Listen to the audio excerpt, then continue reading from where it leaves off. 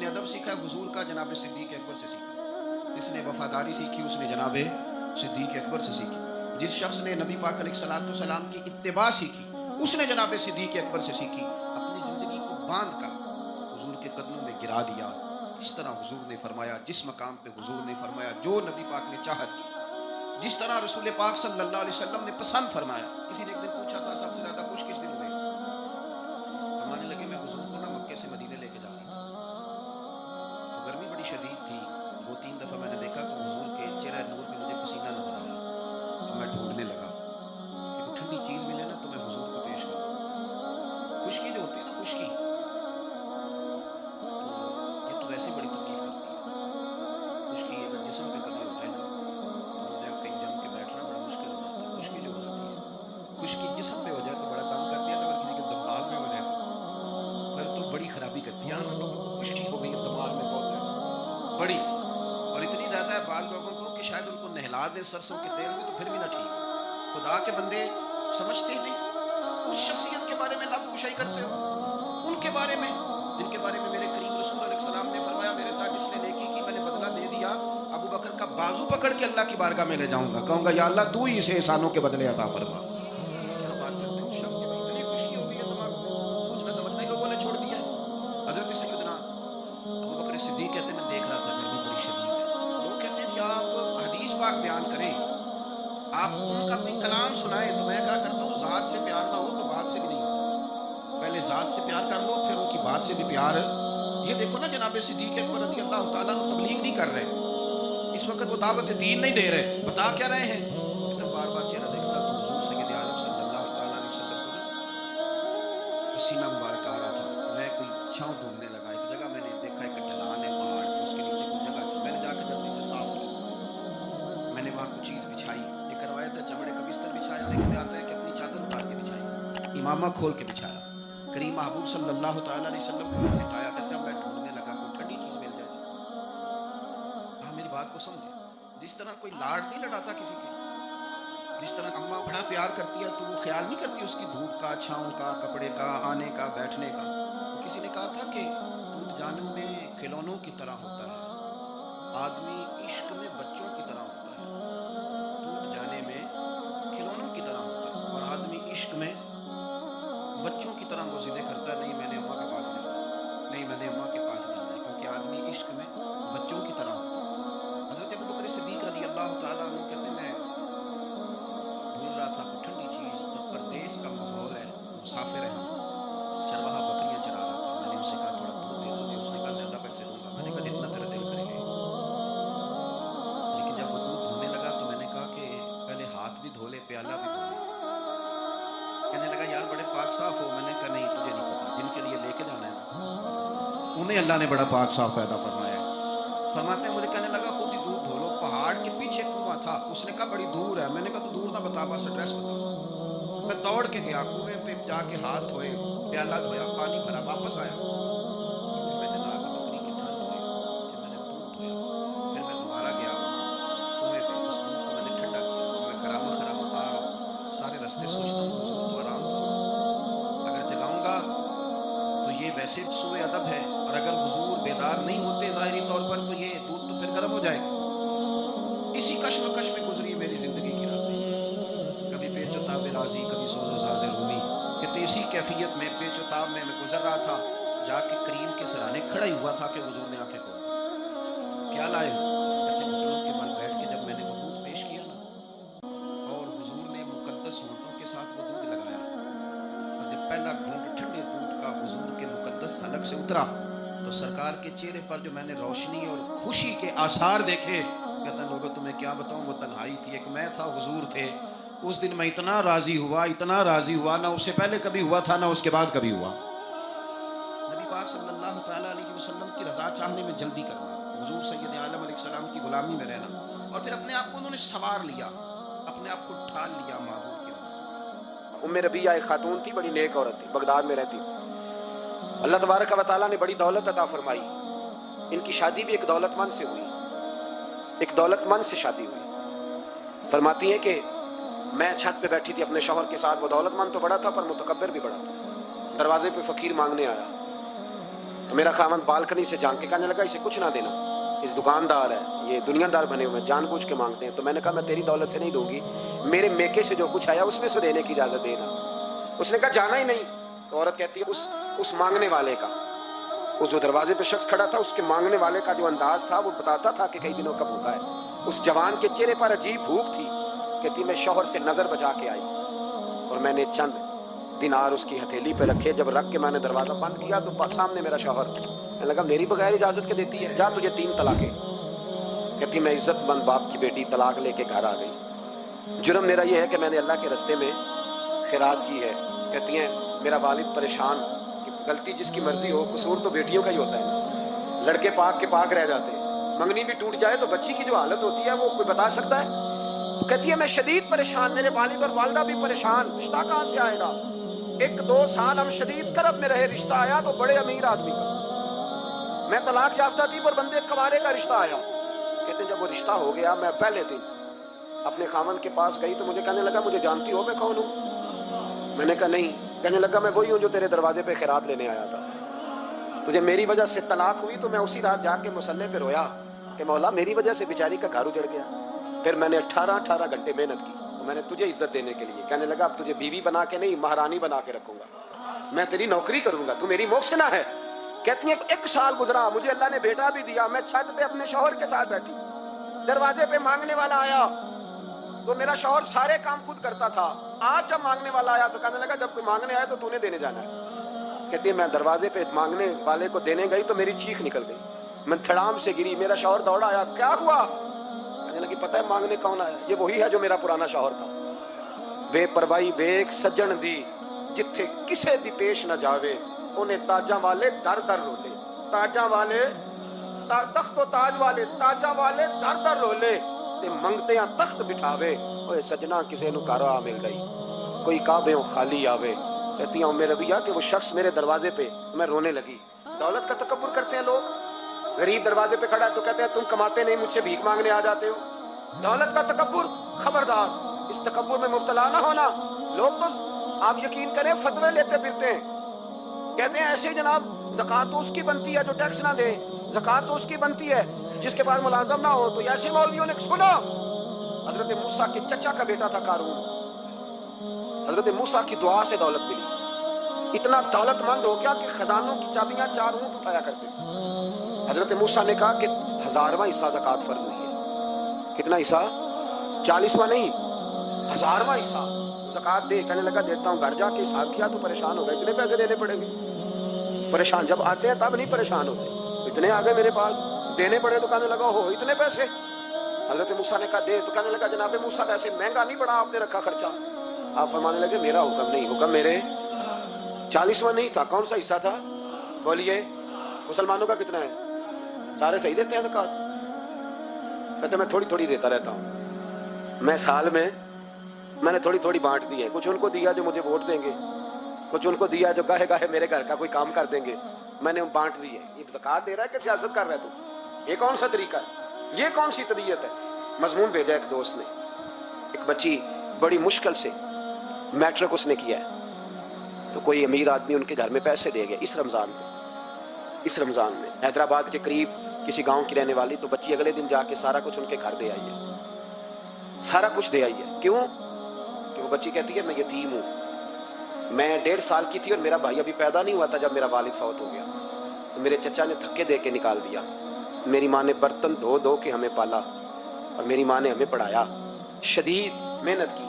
تو کہتی ہے کل ایک دنیا دار آیا، اس نے کہا میں نے راشن دینا ہے، زبردستی ہمارے گھر آیا، غریبوں کو دینا ہے. کہتی ہے میری ماں نے کبھی ہمارے سامنے دکھ نہیں اپنا کھولا کہ میں بڑی غریب ہوں، میں نے جوانی تمہیں. لیکن کیا عجیب منظر ہے کہ اس نے 1 توڑا دیا راشن کا تو سویرے جب میری اماں زور کے بعد کام کر کے آئی ہے تو رو رہی تھی.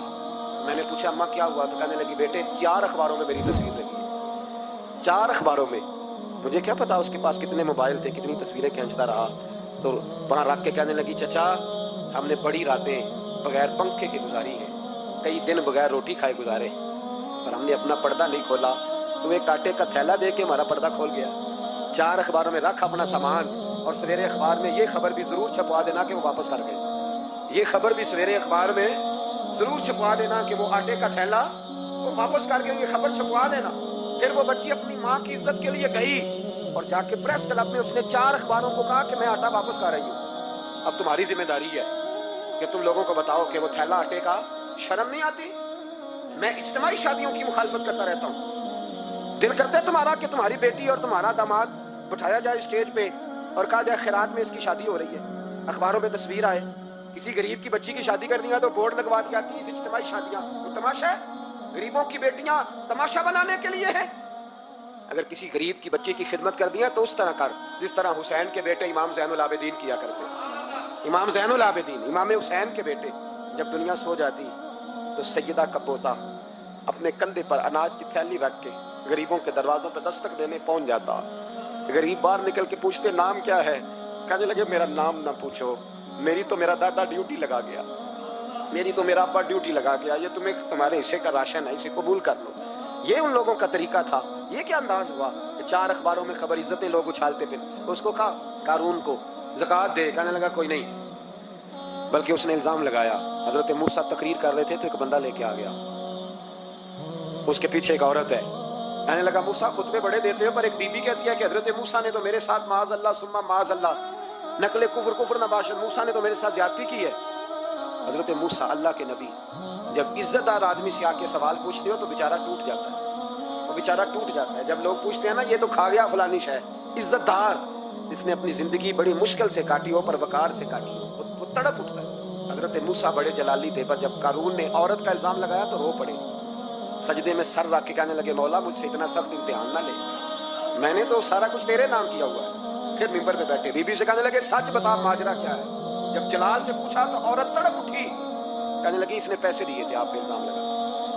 हजरत मूसा ने दुआ की, कहा या अल्लाह तू देख रहा है इसने तेरे नबी के साथ क्या किया है। जब वो गरक होने लगा ना जमीन में, जमीन फटी अंदर जाने लगा तो कहने लगा लगता है मेरी दौलत तुम संभालोगे। हजरत मूसा ने कहा इसके खजाने भी साथ ही रखो। सारे खजाने सर पे रखे और खजानों समेत जमीन में गरक हो गया। इलम पड़े दा मान न करिए मत आखी में पड़िया, वो जब्बार का हाल कहावे मते रोड देवी दूध। तो दौलतों समेत लोग गरक हो गए। किधर गया उनका माल, किधर गया? औरंगजेब आलमगीर जानने लगे तो बेटे से कहने लगे मेरे हाथ ना कफन से बाहर निकालना, जनाजा उठे तो मेरे हाथ लटकने चाहिए। लोगों ने कहा क्यों? कहने लगे मैं लोगों को बताना चाहता हूँ था मैं बादशाह पर खाली हाथ जा रहा हूँ। कफन को जेब होती है तो किसके लिए पैसे जमा कर रहे हो? कब्रों में बैंक होते हैं, किसके लिए गिन के सोते हो रात को? किसके लिए? कुल्लु मन अलैहा, हर चीज फना हो। नमाज पढ़ता हूँ तो मेरे रिस्क में बरकत भी होनी चाहिए, कोई ना बरकत होगी तो नहीं पढ़ोगे। सवाल है, मैं अब नेक काम करता हूँ तो लोग मेरी इज्जत भी करें, तो अगर लोग इज्जत नहीं करेंगे तो नेक काम छोड़ जाएंगे। ये शर्तें हमने लगाई हैं, इसलिए हम कई दफ़ा मोहब्बत नहीं कर रहे होते, तिजारत कर रहे होते। तिजारत, और तिजारत ठीक है, फिर अगर आप किसी के साथ तिजारत कर रहे हैं तो सामने वाला भी तिजारत ही कर रहा है। फिर सौदा बेच लो, सौदा खरीद लो, सौदा खरीद लो, सौदा बेच लो, यही कुछ होगा। हज़रत अबू बकर सिद्दीक रज़ी अल्लाह ताला अन्हु ने गैर मशरूत मोहब्बत की, गैर मशरूत, यानी जो हुजूर ने कह दिया उन्होंने कहा हुजूर बिल्कुल ही ठीक है। जो सरकार दो आलम सल्लल्लाहु ताला अलैहि वसल्लम ने फरमा दिया कि हुजूर आप जो कहेंगे हो जाएगा, कोई लाता नहीं, कोई लाला नहीं, कोई अगर नहीं, कोई मगर नहीं, कोई ऐसे कैसे वैसे, पर जो फरमा दिया ठीक है, जैसे कर दिया ठीक है, जिस अंदाज में बात कर दी ठीक है। हुजूर ने कहा कि जिहाद पर चलना है चलते हैं, अब हुदैबिया में सुलह कर लिया हुजूर ठीक है कर लेते हैं। हज़रत उमर कहते हैं मैंने कुछ अपने मशवरे पेश किए कि इस तरह करके चलना चाहिए, पर अबू बकर सिद्दीक ने कहा ना भाई जो करीम फरमा दे वही ठीक है। हमने ना कभी कतरे पे गौर किया और ना दरिया देखा, बस जहाँ तेरी झलक देखी वहीं डूब गए। इंसान के ना दो किस्म के प्यार करने वाले होते हैं, एक प्यार करने वाले प्रोटोकॉल मांगते हैं, टाइम मांगते हैं, प्यार करते हैं वो भी, लेकिन उनका ख्याल होता है कि इस तरह करके अगर आप चलेंगे तो फिर प्यार है। कुछ प्यार करने वाले इस तरह के होते हैं, वो कहते हैं तो मेल ना भी ਉਹਦੀ ਫਿਤਰਤ ਹੈ ਕਹਿਰ ਨਾ ਛੱਡੇ, ਸੱਜਣ ਹੋ ਕੇ ਵੈਰ ਨਾ ਛੱਡੇ, ਉਹਨੂੰ ਆਖੋ ਅਸੀਂ ਨਹੀਂ ਮੱਥੇ ਲੱਗਦੇ, ਚਲੋ ਸਾਡਾ ਸ਼ਹਿਰ ਨਾ ਛੱਡੇ। कुछ लोग ऐसे होते हैं कहते हैं मिल ना भी यार कोई अर्ज नहीं, लेकिन इस तरह कर कि प्यार तेरे साथ कायम रहेगा, तू सलाम ले फिर भी तेरी मर्जी, रुख फेर के गुजर जा फिर भी तेरी, गैर मशरूत मोहब्बत, शर्त वाली नहीं। फिर क्या होता है कि आप किसी पे बोझ नहीं बनते, आप किसी को तकलीफ नहीं देते, आप किसी को अजियत नहीं देते। लेकिन अगर आप बोझ बनेंगे, आप अपना बताएंगे, अपना आप दिखाएंगे, अपना मुसल्लत करेंगे, मोहब्बत कमज़ोर हो जाएगी। नबी पाक सल्लल्लाहु ताला अलैहि वसल्लम की ना आपको 20 हदीसें मिलेंगी जनाब सिद्दीक़ अकबर रज़ी अल्लाह ताला अन्हु की शान में।